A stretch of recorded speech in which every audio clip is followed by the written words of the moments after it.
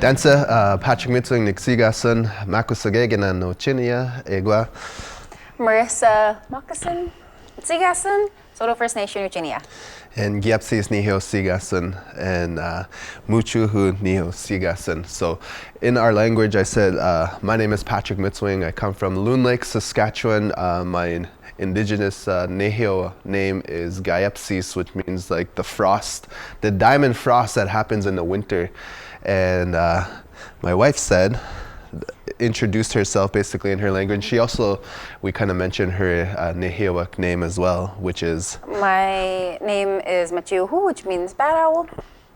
And I also carry the name from some of my chapan. So we're so excited to be here with you guys today. And so today we want to tell you a little bit of ourselves and some of our stories, and also kind of walk you through this beautiful exhibit that we have to teach you a little bit about Powwow, Ohcîwin, and kind of the stories that we've heard when it comes to this beautiful gathering that we do within our indigenous culture. And if we could basically pass that knowledge on to you, that's something that you guys could pass on as well. In our culture, we have oral traditions where we pass on our stories, and in the winter time is kind of the perfect time where we tell our stories. And they call it kind of acha stories, kind of spiritual stories. And usually in the winter, the reason why we tell these stories is because during the spring, summer, fall, we're out there on the land and we're doing things that we need to survive for the winter time. And the winter time is when we all gather in by our home fires and we tell the stories of kind of the good weather times. And so we're all together here today, and hopefully you guys are all snuggled up and prepared to, get some good stories today. And hopefully your day was awesome as well with all the stuff that you've been learning. So a little bit about us is, we kind of grew up in an era where, getting that traditional knowledge, our indigenous knowledge, our Nehio Mamtanichigane Bachita is an indigenous way of thinking. We were in a kind of a rocky place where we didn't really have access to a lot of the stuff, and it's something that we had to acquire more as adults than we were as children. When I was young, my dad left when I was 4, and my mom left shortly afterward, and I was kind of in a position where aunties and uncles became mom and dad. And so I got kind of moved around from different families, and to my luck, I ended up staying being in a place where my house was very traditional. My aunties and uncles, they were regularly attended round dances, sweat lodges. The Cree language was spoken in the house. And so that was kind of my introduction to my culture when I was about 8 years old. And during the summertime, it was a really cool time because in that household, that meant it was powwow season. And powwow season just meant like we were able to pack up our van, pack up all our clothes, our camping gear, and head to a place called a powwow. When we pulled up to a powwow, my very first time was a nice, beautiful day, not a cloud in the sky, I remember it.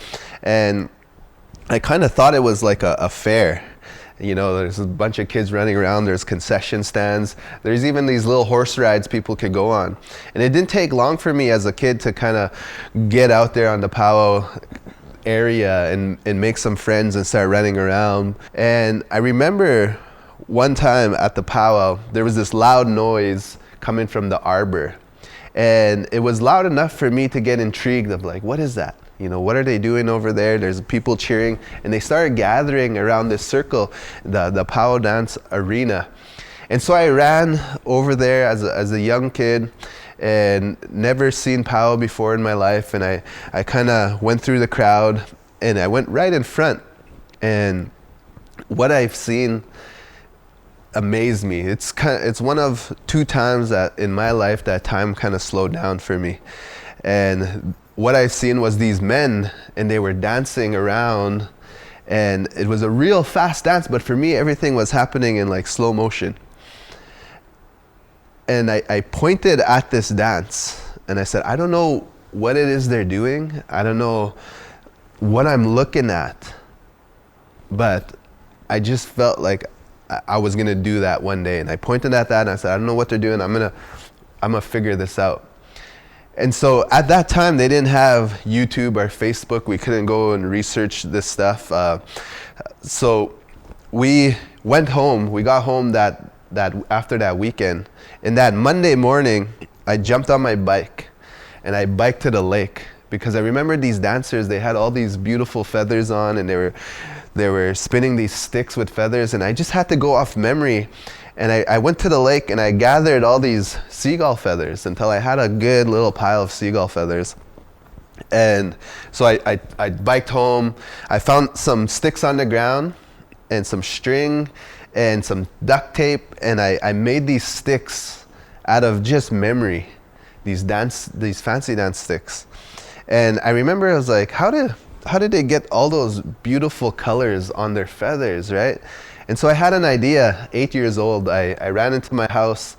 I pulled up the chair to the fridge, and I climbed up on top of the fridge in the cupboards, and I pulled out all my uncle's bingo dabbers, and I bingo dabbed all these colors on the feathers, just to make it as pretty, as nice as they had when they were dancing. And so I cherished these sticks, and I would practice dancing every single day. That's how much I loved this. And there was just part of me, and I think we're gonna talk about a little later, but for me, looking back at that moment, I think I had some blood memory saying like I was connected to this somehow, and it just took me. And so my uncle had these old tapes, cassette tapes of powwow songs on these cassette tapes, different drums. And I remember I found one that said Men's Fancy Dance by Co-curators singers out of Oklahoma. And we would go into our little area, and I put this in the stereo, and I'd play this song over and over again, and I would dance with the sticks that I created. And I would do that every single day, after school, in the evening. Like, I was so obsessed with this dance that I had no idea what it was about. I just thought it was the coolest thing. And I would dance and I would dance. And the cool thing about this song is it was recorded with a live audience. So they were live in Moccasin, kind of world championship powwow that happens in Connecticut, Hartford, Connecticut. And when I danced, the crowd would cheer in the stereo, and I would visualize that was gonna be me, that one day this crowd is gonna be cheering for me. And I wasn't a dancer yet. I had no idea about if I was even dancing right, because I was just kind of going off memory. And they say every dancer tells a story. And when you watch me dance, you could tell that I come from, an athletic background, I started breakdancing before I did powwow dancing. So whatever dance move I knew how to do, that's kind of how I interweaved it with fancy dancing, because that's all I knew about dancing. And on my 13th birthday, so 5 years later, we're at Thunderchild Powwow. And my uncle kind of waves me over. It's my birthday, July 23rd. And he says, "Son, let's go for a walk." And so we go for a walk, and we go to this man's camp. And he has this big, long car, little two-man tent. And they walk over to the trunk of the vehicle, and they open up this big trunk, and he calls me over.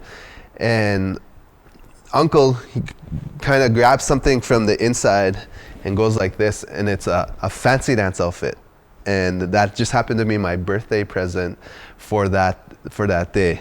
And I remembered how excited I was. I couldn't believe it that now all my practice, everything that I visualized was gonna become real, that I was gonna be a dancer. And I was so excited. I remember that day so well. And I remember putting everything on, and I remember that feeling I had. I was 13, that I felt like I was like a superhero.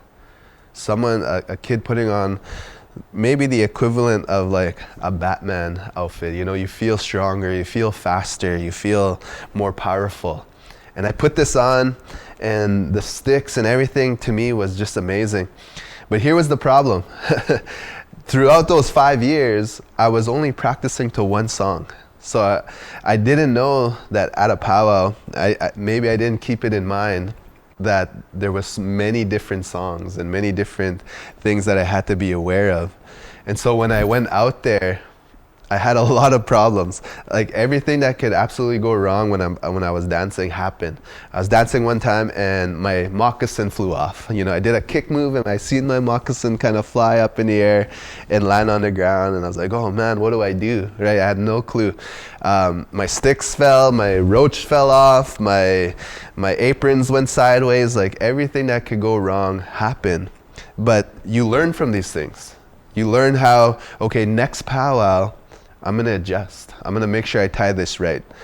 I'm going to take my time when I tie my roach. I'm going to learn that song because I was getting bucked off. In powwow, when you miss a stop, they call it getting bucked off, right? And in some of our teachings, when you're dancing, you're not only dancing against the other dancers, you're dancing against the drum. And the drum, sometimes they're trying to trick you and they'll have a trick song. And usually when they beat you, when you don't stop in time, you know, you're supposed to go to that drum and give them some tobacco and maybe learn that song from the drummers. So next time you could be well equipped for the next powwow. You'll know that song. And what I've learned from that is whenever you have a goal in life, that you are going to go through obstacles. Things are not going to happen the way you want. But the only way you can lose is if you give up. Mm-hmm. And we learned that from that teaching alone, that you adjust with everything you do, so the next time it comes up, you're a little bit better, right? You're more equipped for that situation whenever it comes up. And so I danced all my life since then, and for me, powwow has been somewhat of a university to me. It's where I've learned so many things about life.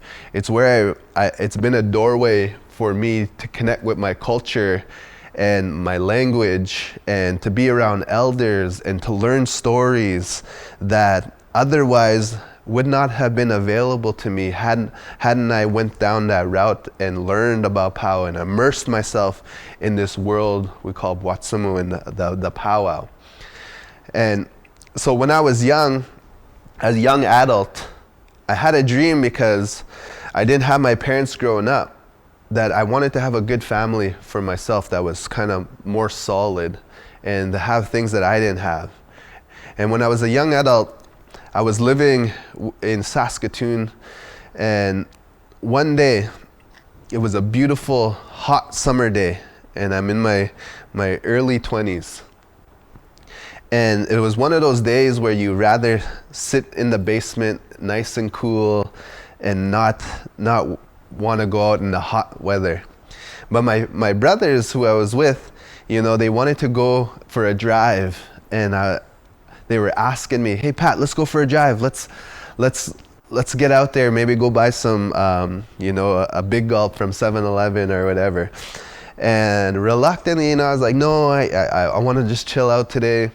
And, you know, they kept bugging me about going for a drive, and I'm like, okay, I'll go. We jump in the truck and we drive down 8th Street all the way down to the west side of Saskatoon, and we're driving down 20th Street, and we turn on Avenue T South. And what happens is the second time that life kind of slowed down for me. And as we took that turn, there's this apartment building on the corner of 20th Street and Avenue T South. And there's this lady, this woman that walks out the front door. And as she walks out, that's the second time that time slowed down for me. And it would be my future wife, Marrisa, who was walking out of that apartment building. And I kind of looked, and I seen her walking, and her hair was blowing in the wind. And I just like that moment that I had with Men's Fancy Dance, where I was like, this is something that's going to be a part of my life. I had that connection with this woman who walked out of that apartment building, and I said, I need to get a hold of her. And, you know, through that day, I was trying to figure out who I knew that knew her so I could get in contact with her. And finally, that day, I got a hold of her and kind of tried to figure out where we could kind of hang out and develop some type of relationship. And, you know, we met, and I think for us, it was almost like an instant bond, and we connected so well. And we started a family together. Like, it happened really, really quick where we just connected so well. And I guess I wouldn't leave her alone. And then during that time, when we got together and we became boyfriend and girlfriend, and later on, you know, after that, we found out we were pregnant. And as we were developing basically like growing a family, and when Leland was born, there was a situation that happened that would change our life. When Leland was a baby, we were living in the apartment building that she walked out of. And Marrisa was in the kitchen. She was preparing a meal or something like that in the kitchen. And she asked me to go get diapers for Leland. And I remember this, and I was like, okay, I'll go. And so I walk out of the apartment building, and I jump into our 1996 red Dodge Neon. I remember the vehicle we had. It was kind of a tricky vehicle. The passenger side door didn't quite shut right. So I remember I had to like tie a string onto that door to make sure it was shut right.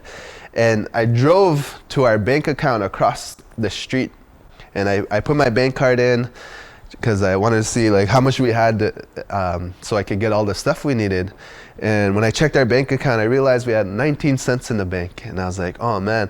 And I didn't want to call Marrisa to say, hey, we can't get diapers we don't have enough. I didn't want to stress her out. And so I did the next best thing. I call up a friend and I borrow the money. And he's like, yeah, sure. And I go and I drive there and pick up the money, and I head to the grocery store, pick up some diapers, so a little bit of food. And I drive back to the apartment building, but I don't go in just yet. I just park. And I remember my promise I had to myself when I was younger, that I was gonna do whatever I could when I become a dad to give my family a better life than I did growing up, to have that strong family. And I had all these dreams and visions.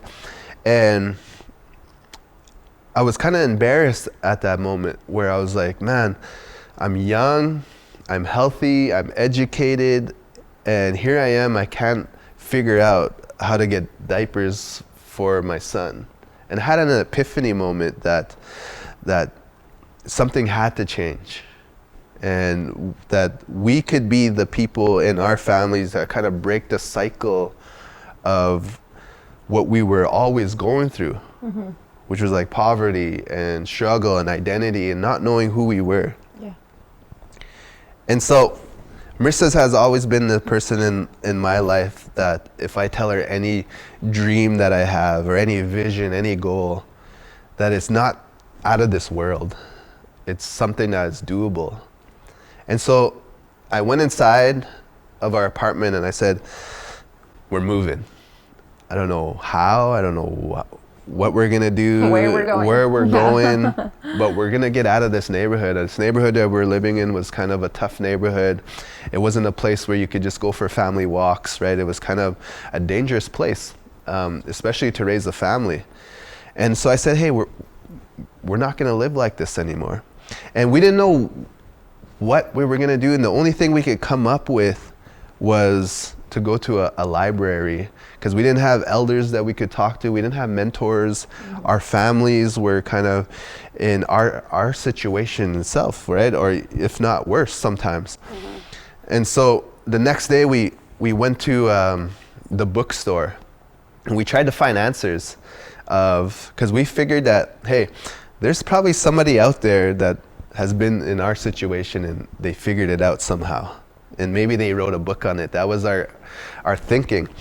And so we went to the bookstore and we would spend hours at this bookstore because we couldn't afford the books. So we would just sit down on the couches that they have in the McNally Robinson in Saskatoon bookstore, and we'd read and read and read and read. And we discovered some things about kind of how our outer world is a reflection of our inner world. And when we talk to elders, they always say, start from the inside out. That somewhere within us, there was things that were lost, things that we were going through, some traumas, and we didn't understand it until the TRC came out, the Truth and Reconciliation, and we started to learn about this thing called residential schools. And then we realized, like, did our parents go there? Like, what happened within that time that made us kind of lose our identity, lose who we are, lose our languages? And then we found out that there was a reason for all of that. And so we started digging into ourselves, and Marrisa did some work on herself, and it caused her to have some conversation with her parents. Yeah, so I didn't grow up in any type of cultural setting at all. Just as Pat mentioned, both my parents are products of residential school, taken from very young ages, well into their teen years. And so you can imagine just having my dad, a residential school survivor, my mom, and they're messed together creating me and my siblings. We just had a really chaotic upbringing. And a lot of times that looked like there was no food in the fridge, but there was alcohol, or there was, our utilities were shut off, but my dad was still able to drink. Like, that's sort of what my childhood looked like. And I did not get any real introduction to any type of ceremony or culture or sort of any type of identity. There was a severe lack there for me, but also for my siblings as well. And in my late teen years, when I met my husband, I knew when I was carrying our oldest son, with my husband mentioned, his name is Moccasin. When I was carrying him, I just knew that there had to be a big movement within myself. I needed to be a healthier person. I needed to know who I was, to find my role as a Nehia woman, as a mom, as a partner. So I really dove into things on a more serious level with my husband when it comes to like our culture, like learning the language, really digging into my childhood and understanding the traumas my parents carry and how that affects me, and how that was going to affect my children. And I really made it a point that I wanted to learn as much as I could. And my husband was very supportive of that decision, and we really did immerse ourselves in powwow, in dance, in just any type of thing that we could get our hands on, that we could learn from, that we were able to go to elders and get that information from. As I would evolve, so would my beadwork, and the more that I sat with other artists and women from my community and people from our powwow circle who would teach us things and really mentor us and talk to us. So a lot of the inspiration from my work comes from where I grew up, my Cookam's backyard. And I come from a small reserve on Treaty 6, and there's wild Saskatoon berry bushes out there. There's so many different types of berries, and the grass and the nature out there, even just the air smells different. and I really incorporated that into my work. When I could dig back into my childhood and say these were times that I felt love, a lot of those were direct relation to the times that I got to spend with my cookum. So when we get to walk through the exhibit and we get to show you some of the work, a lot of my beadwork represents my Cree background and my upbringing. In the beginning, when we first started our introduction here, we said Nixigasun. You know, Patrick Mitsuing Nixigasun or Marrisa Moccasin Nixigasun. We're letting you know this is our name, right? If you were to translate that into English, it would be like, my name is Patrick.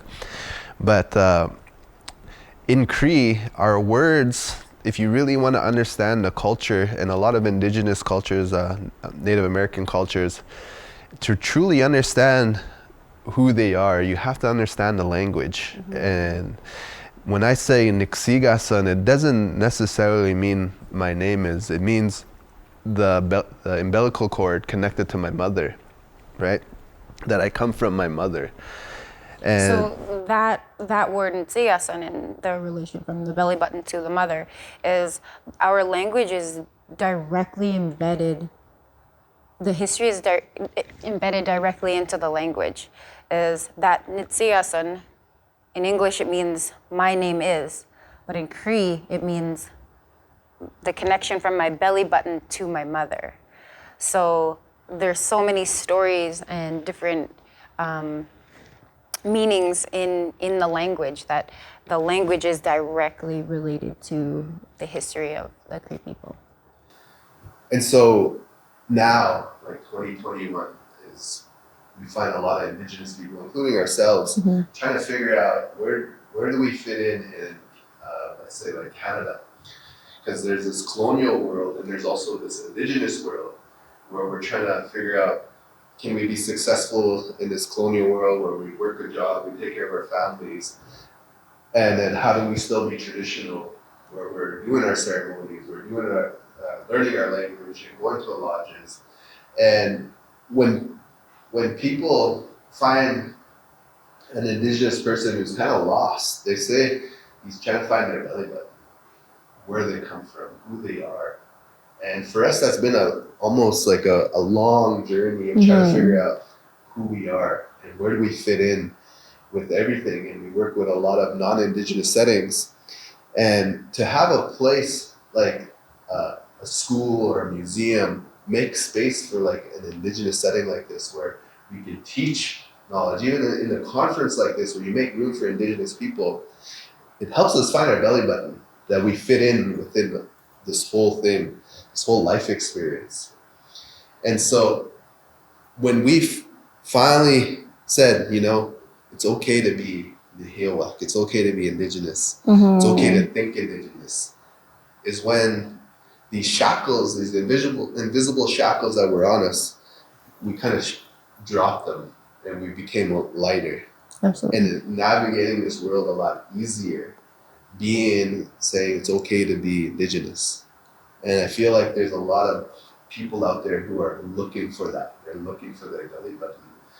And for us, we found it through Powwow. It's been a gateway, but it spread out in different areas where we're able to find our Niheo Sigasen, like our indigenous name, to lead into sun dances, to lead into learning about the land and things like that. So now that we're finding ourselves, we're finding it a lot more easier to navigate life. How to talk to our children, how to talk to each other. And so we want to share a little bit of what we learned, but the reason why we started out like this, where we told our story, is to let everyone know that everyone has an origin story. That was a little bit of our origin story. And we created an exhibit called Ohcîwin, where we tell the origin stories of certain dances within Ohcîwin, within Powwow.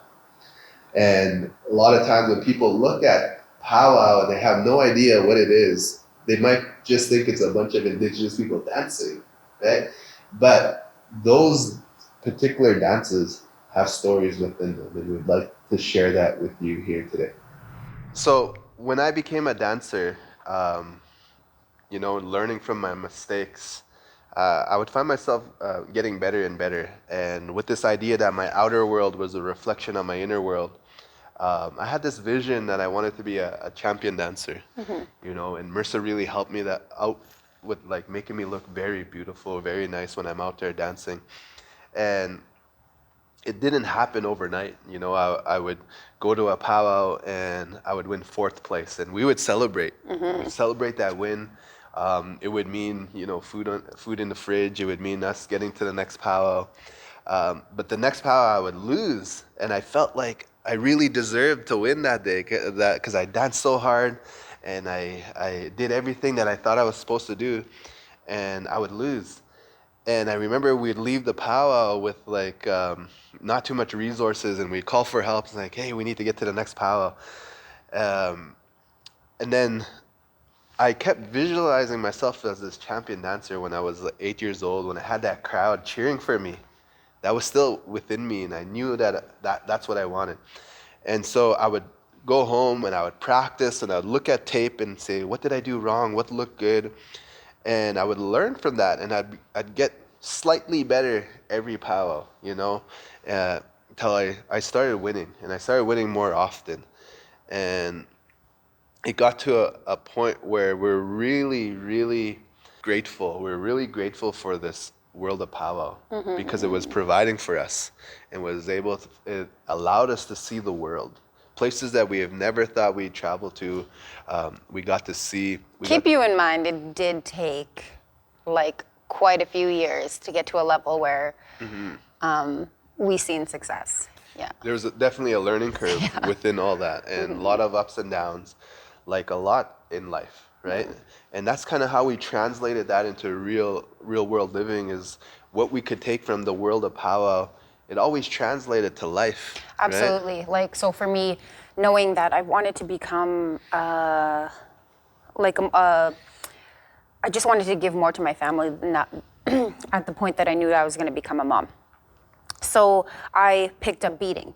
And beading, I would look at it and I'd spend hours on this thing, and I'd look at it and it was trash. And then I'd put it away for a couple of days, and then I'd come back and I'd do it again. And that really taught me patience when it came to becoming a mom, and later on that I'd have to stay up with crying babies and different things like that. So there's every single thing that we took from powwow, we were able to apply that in our everyday lives. And so we thought it'd be nice to share what we learned with people, because we started hearing stories about powwow, and powwow has brought so much in our life. And that came about going into schools and doing performances and teaching about the dance and giving a little bit of knowledge about the dance, and getting the kids involved as well, doing intertribals where everybody dances with us, right? To make it really inclusive. And because that really picked up really quick, where we're traveling everywhere, doing performances, teaching it.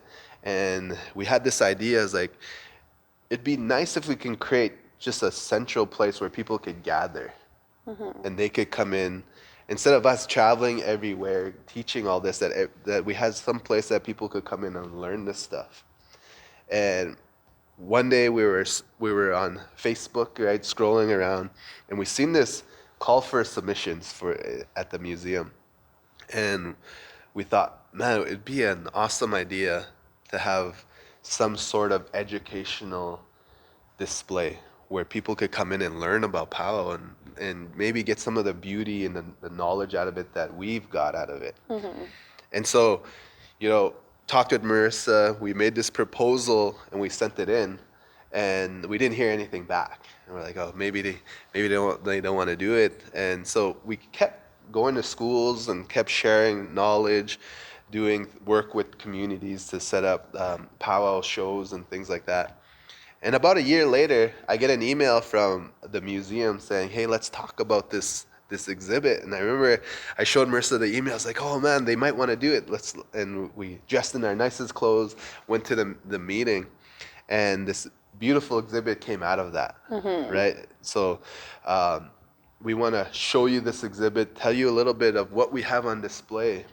But it was a really cool project where we brought different artists from kind of all over North America to bring this beautiful showcase of Ohcîwin and the origin stories of Powwow.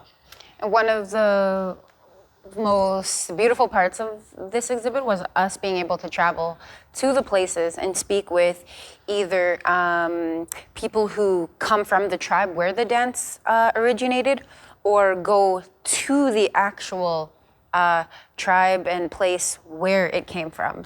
And we got to meet and really connect with a bunch of really incredible elders, so that the exhibit also helped nurture that generational relationship with our elders and us. And so that was one other thing that we're really, really, really thankful for. So in the next little bit here, we're gonna just go over 7 different styles of powwow, and we're just standing right here next to the men's traditional dance. And you know, they say like powwow's been around since time immemorial. Basically, we've always gathered and celebrated with song and dance. And almost every lodge that you see in indigenous culture, there's some sort of song and dance within it. If you went to a sun dance, if you went to a sweat lodge ceremony, if you went to a round dance, a powwow, there's music and there's dancing and there's gathering, a part of that ceremony. And so back in the day when we were doing things like hunting or engaging in a battle or stealing horses from another tribe, when we did things successfully and even unsuccessfully as well, you know, we'd have dances and songs that go along with that. And our men's traditional dancers, they would dance around and they would almost reenact what happened to tell a story to that tribe. So if you think of theater today, theater, when we gather around, we sit down and they're acting out kind of a live show. That's what would be happening with our men's traditional dancers. They would be acting out and letting everyone know within the tribe what had happened that day, or that story that they were trying to tell. And so they would have these songs, and they would tell these stories of hunts, and they would tell these stories of, you know, stealing horses. And the cool thing about Marisa's family is they come from a long line of storytellers, and we have this old book of old stories about 8 generations ago. And when I'm reading these stories, I could see like men's traditional dancers almost telling that story of her Japan, who she has her Nihil Sigasan, her indigenous name from, right? Bad Owl. And he would tell these stories. And basically, if you wanted to learn what that story was, you could watch a men's traditional dancer and they would tell that story. So with this dance, they'll be holding weapons, you know, and clubs and bow and arrows and things like that. And they would actually act out the story that they're trying to tell within a dance. So when you go to a powwow, watch the men's traditional dancers. One song that they have is called a sneak up, where they're sneaking up on their enemy, or they're sneaking up on a tribe to try count coup, right? To try get that horses or anything like that. So very beautiful dance. It's our warrior dance. It's our storytelling dance. Something that's been a highlight for powwows for so long. A premier dance in our powwow world, and a lot of great storytellers come out of that, and really respected indigenous people like Tommy Christian, right? Some people that we really look up to, who's actually a storyteller within this exhibit as well. So if we move this way, we're gonna go into our men's grass dance. So this one was created by Coralie Nipus, and she's out of Musquechies. One of the most obvious things that are different from some of the other beadwork is that her beadwork is a lot of geometrical designs.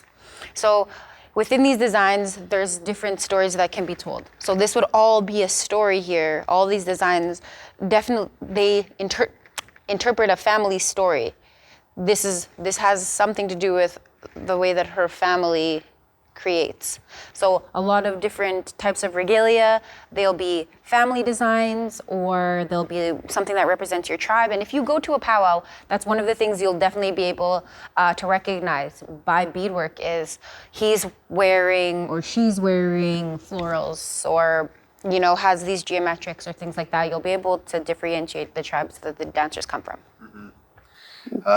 Cool thing about the men's grass dancer, we'll get into the aesthetics pretty quick, but this person, what it represents, I don't think there would be quite, United States and Canada would look so different without this person. So the grass dancer is actually a scout.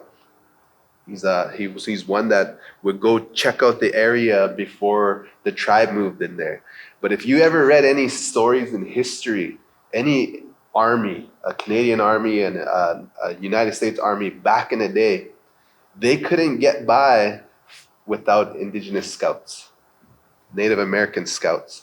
Every single army had them to show them and navigate the land. They would show them how to track other enemy tribes. They would show them how to do warfare within this land, because the people who came over, it was all brand new to them, and they needed Indigenous scouts in order to navigate land, in order to find food. There's so many stories if you look back in history about the Indigenous scout. And so this dance represents that person, that scout that went out there. They were warriors.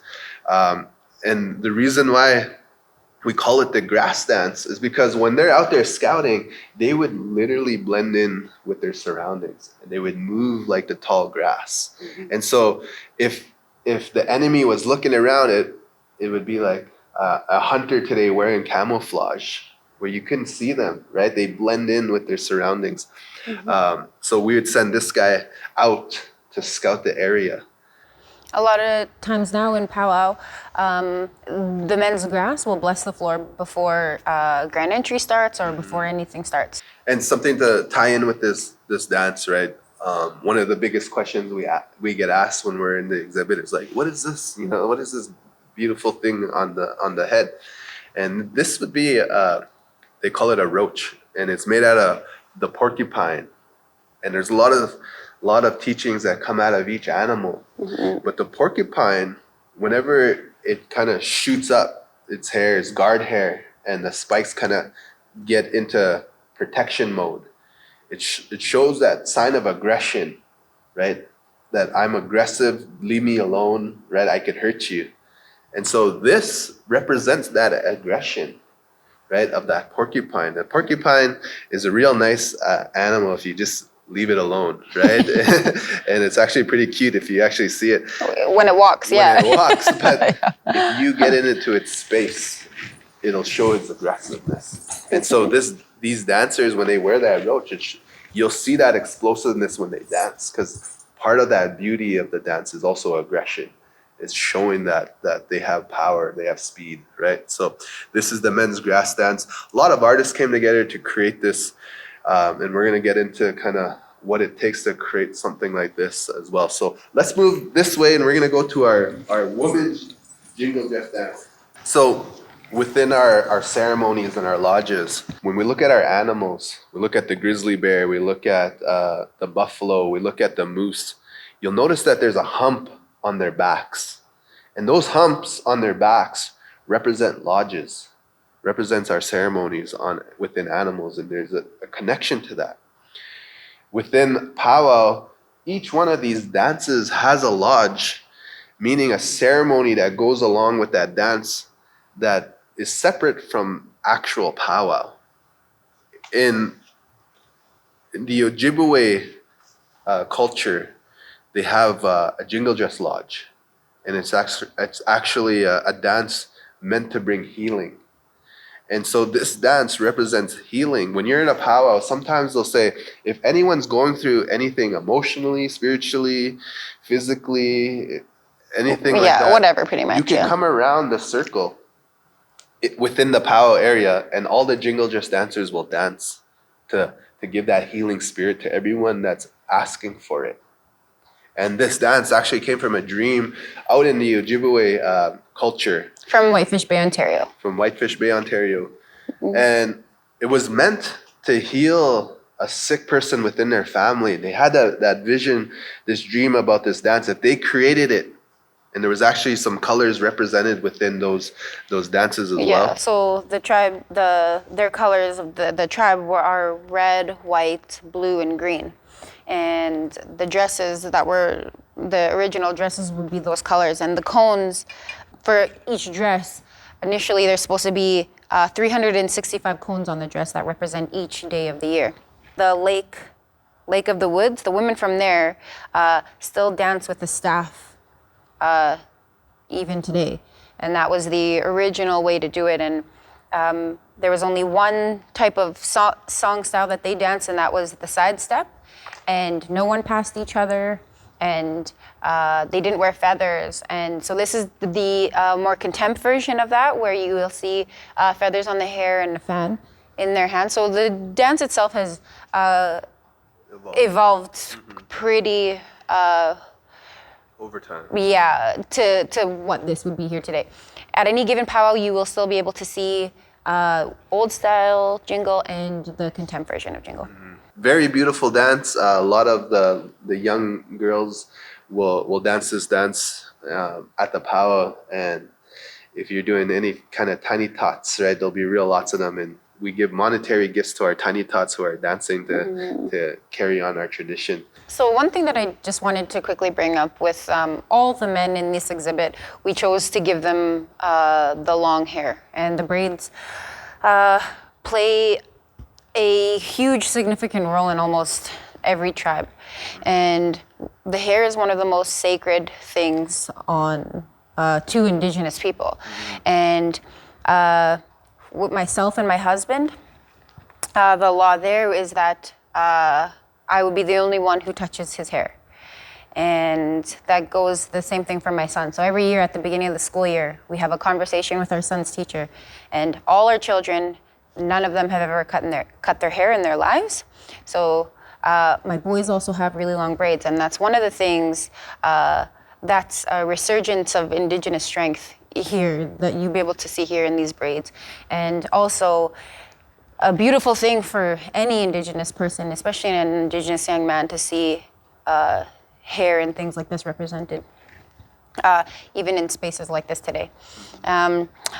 The chicken dance is probably one of the most popular dances in our area because it does come from a local tribe. The Cree people and the Blackfoot people have their own story of chicken dance.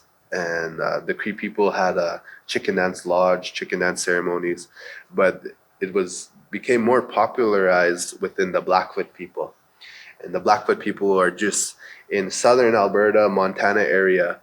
And this dance represents kind of the mating season of a prairie chicken.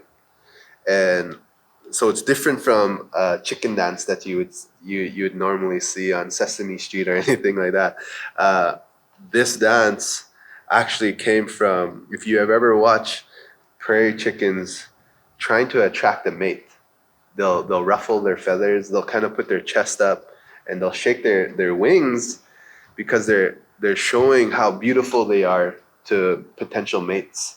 And when they get mated, they have that mate for life, right? That's their partner that they're gonna have. They call that nichamus, right? Their forever partner. And so one day, a little quick story of this. There was a Blackfoot hunter who went out, who was trying to feed his family, and he happened to run into some prairie chickens who were doing that ceremony of mating, right? To attract a mate. They were shaking their little feet and they're making themselves look very beautiful. And he happened to shoot one of these, and he took it back to his camp, and they ate well that day. That night he had a dream of this prairie chicken spirit came to him in a human form and said, "Hey, you interrupted us during our ceremony where we were doing a certain dance, right? And the hunter felt sorry. He said, I didn't mean to do that when you guys were doing your ceremony, because he understood the importance of ceremony. He understood the importance of lodges and things like that. And so the spirit told him that he had to continue on to finish the ceremony, and that that spirit would teach him that dance and teach him the songs that go along with that dance. And so he took it back to his elders and told him this dream that he had.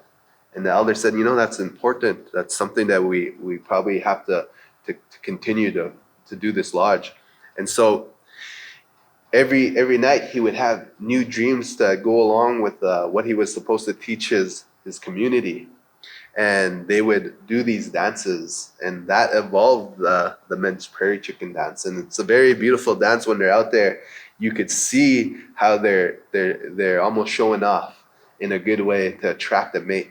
And it's a really cool dance. And I suggest that, whenever the powwow happens, you go look at the men's chicken dance, and now you know what they're doing out there and the stories that they're trying to tell. So let's move on this way. So this dance is called the woman's fancy dance, and it's actually a dance that my wife here dances in the powwow circle. Mm-hmm. So this beadwork is created by Alexandra Pasquiak. And she is an artist out of South Dakota, I believe. And you can definitely tell with her beadwork, sort of the style that her tribe represents. And the women's fancy dance also is maybe one of the first women's rights movements for Indigenous women in Canada. Typically, it would be the men in the circle who are dancing, and the women would stand on the outside to support their spouses or their relatives. And eventually they kind of, were like, I might want to try this too. And they were met with a lot of resistance. And the women just kept fighting back, and then eventually this sort of dance evolved. Pat can clear that up a little bit better for me. So there was only women's traditional dance. We're going to get about women's traditional shortly. But that was the only dance back in that time in terms of powwow. I'm not saying that they didn't have their own dances and their own songs, but when it comes to Ohcîwin in the powwow world, the women's traditional would be kind of the main dance, and they would, like Marrisa said, always on the outside. So this was a more faster dance. It was like women saying, we could dance just as fast as you. We could showcase our strength as well as you guys can, the men. And so when they came out, they showed that they could dance just as fast and move just as gracefully, and show that aggressiveness as well, and that beauty. And so a lot of stories started to evolve from this, that it came akin to like a butterfly coming out of a cocoon or an eagle flying, and they would really showcase balance, meaning whatever they did on one side, they would do on the other side, and you could really see it with women's fancy. Mm-hmm. And there's been a few, like every time we go to a powwow, there's different things that are, we hear different stories, and just to let you know that none of these stories are our own. These are all things that have been passed to us or told to us, and we carry them with great honor, and we share those respectfully as well. One of the things we also heard before is that the fringe, when it touches the ground, that represents our connection to the earth. So there's so many different tribes, different stories or creation stories for each tribe. And a cool thing about women's fancy, it also does come from kind of Saskatchewan, Alberta area. So that's one of the dances that came also locally to tribes that you might be aware of, right? So that's really cool about the women's fancy. So where we're at now is the men's fancy dance, and it's my absolute favorite dance out of powwow, and I think it's because it's what I dance. And it's also what our children dance as well. So all our sons, we have 3 sons, they all dance this. So when I was telling my Ohcîwin story, right, that when I first seen powwow, this is what they were dancing, and they had all these beautiful colors that I colored with bingo dabber, right? but this is a fast dance, and the reason why I think I really connected with it is because I was really into track and field as a young kid, and then made it to being a provincial champion, going into nationals, and I have some records that I broke. So I love that it was all about being faster than the other person or jumping higher than the other person, because that's kind of my background of who I was at that time. And so when I seen this dance, you'll see that it's really aggressive, it's really fast, it's really agile, and you got to be really athletic to dance this dance. Uh, and as I danced it, I started to hear different stories of where it comes from. One of the stories that I heard that it actually started within the Wild West shows that they had when they traveled around North America and also in Europe. And they did these shows basically. Buffalo Bill, he put on these indigenous and cowboy shows where they reenacted events, and they would have dances, and they found out that when they were doing men's traditional that it was actually scaring the audience, and so they needed something that was a little more audience friendly and that gave a kind of more of a show of showing their speed and agility and things like that. And so that a men's fancy evolved through the Wild West show. That was one of the stories. Another story was that this dance came from the Oklahoma area, right? And those tribes back then, there was a lot of fighting, and that's when the horses were being introduced. And so one tribe had the horses and the other tribe didn't. So when you had the horse, you had an advantage over the other tribes because you get to move faster, and war was a lot easier with a horse. And so they found out that the other tribe, that they were losing in numbers because of the horse. So they had a treaty. They had a truce saying, we're not going to fight anymore. And so with that truce, that treaty, they decided to trade, the horses for some songs and other materials and things like that they found valuable. And when they were singing these songs, they realized that these horses were moving around and they were dancing to it. And the young children started to dance with those horses. And the old people would say, "Hey, you young kids, you don't dance to these songs that's made for the horses." And kids being kids, they sometimes they don't listen, and they kept dancing to these songs, and they would dance to these horse songs, and that horse spirit almost got kind of transferred into these songs. And that's how the men's fancy came from the Oklahoma area, and it kind of just spread. And as it came into Canada, that song kind of took on new forms. And so in Canada, we call it Northern Fancy. And it's a little different from the Southern tribes who dance Southern Fancy. And the songs are also different as well. And the song started evolving, kind of changing a little bit as it reached our area. And so we took on the men's Northern style dance fancy, which is really fast. You're moving around a lot more than a Southern dancer who would be more A little bit more stationary, yeah. Also, one of the things to note here is that there used to be only At some tribes, they would have a single bustle. Single, yeah. We've seen that a couple times before. But the beadwork here is something that I've created. And I really, for this one in particular, really wanted to keep my florals as neutral and earth tone as possible, and really represent the elements of earth. So I kept it really earthy as I could. And then also incorporated the flowers. Our seamstress, Emery Assiniboine, really nailed it with the cloth work here. She took the horses and the flowers and really incorporated that within the things that I'd created for it as well. And then our feather worker, Eric, who did all the feather work here actually, brought everything together with the feather work colors. One thing I wanted to mention about the outfit is when you set on the task of saying, I'm going to create an outfit, it might seem like this big, daunting work that you have to do. What we found out is if you look at this outfit, and if I just did this little corner here today, and then the next day do this little piece, and then the next day do this little piece. You can make a big project and you could chunk it and make it not seem so daunting, like this big journey you have to take. I think the Asian cultures say a journey of 1,000 miles begins with one step. And if you can just do that, if you could just see that next step, that eventually you're going to have this beautiful thing done. And that's one thing we took from Powwow. Whenever we set on to do a big project or have these big goals, to not look at it as a whole, but look at it, what can we do today? What can we do today that gets us one step closer to our vision? And that's one thing that we learn about Powwow is this looks like a lot to create, but if you just take little steps, eventually you're going to have it done.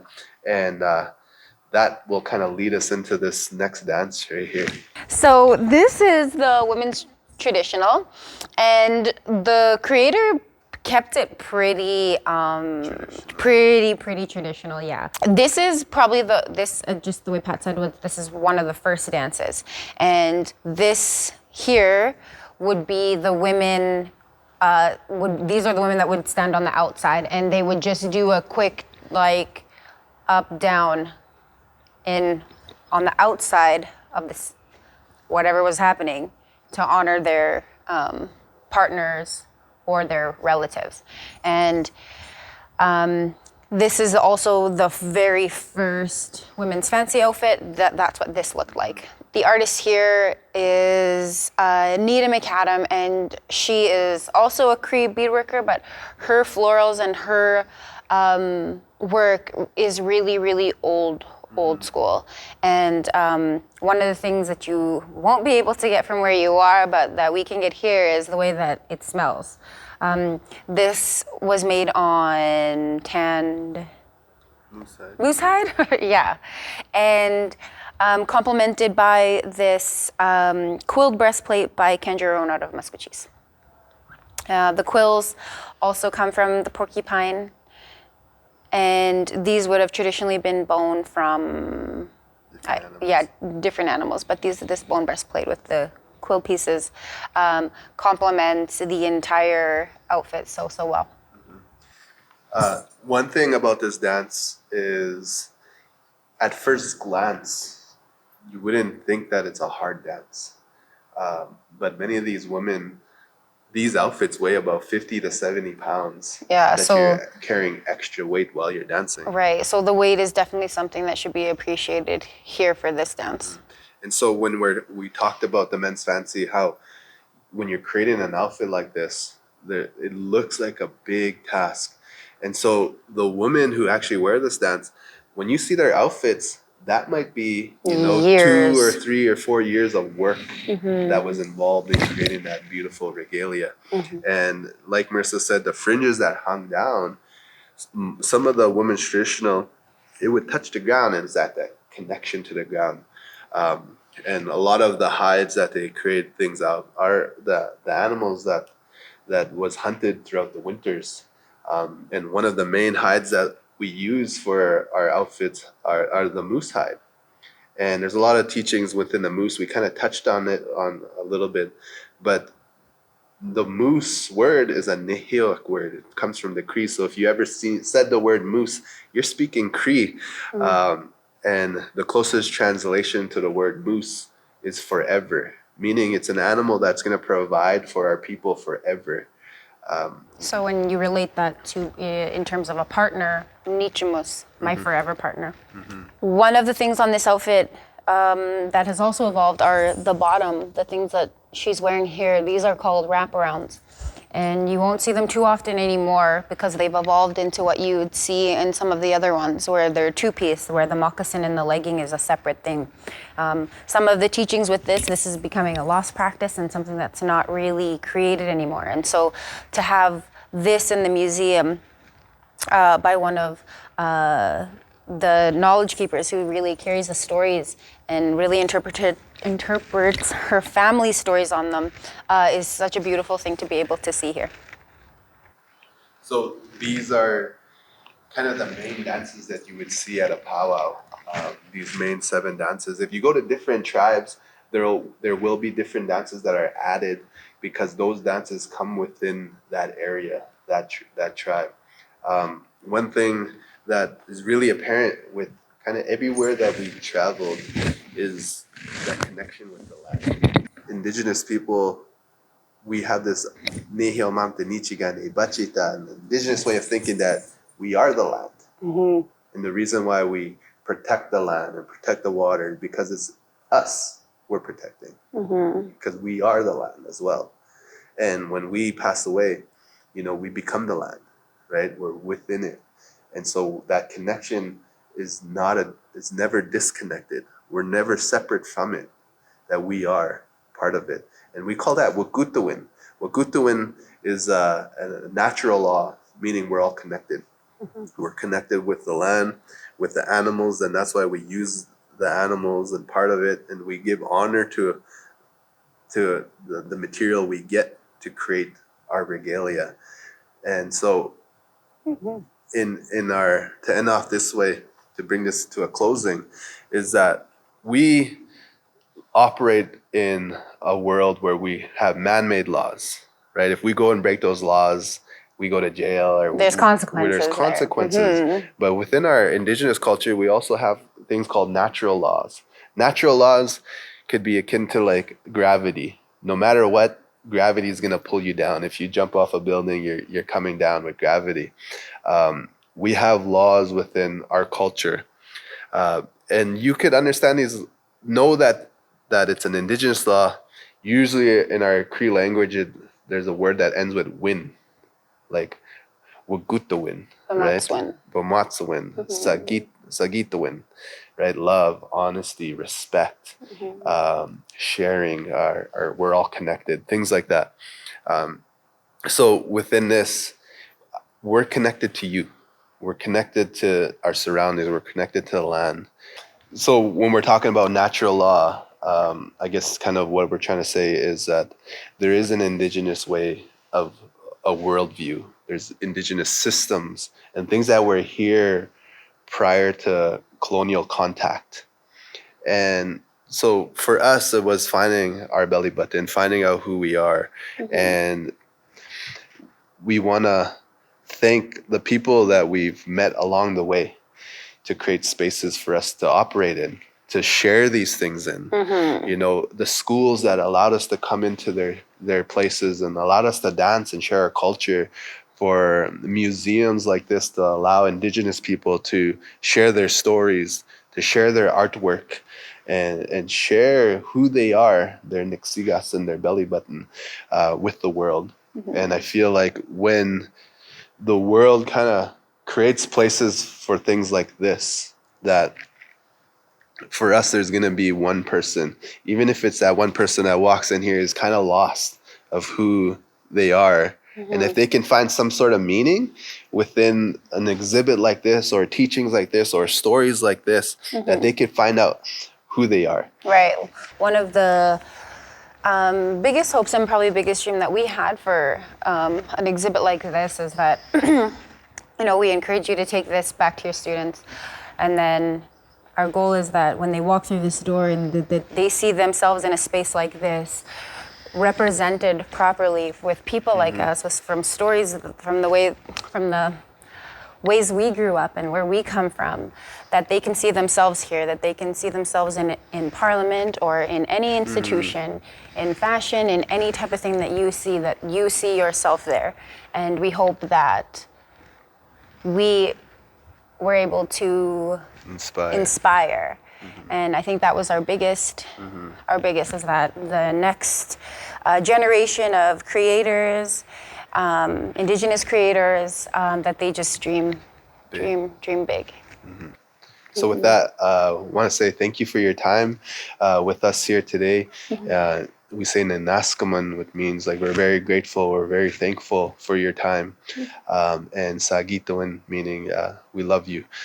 Thank you so much for allowing us some space to share our stories with you guys. Mm-hmm. And what we learn is that, as much as you guys are leaving with a piece of us, that we're also leaving with a piece of you, with your time and energy that you gave us here today.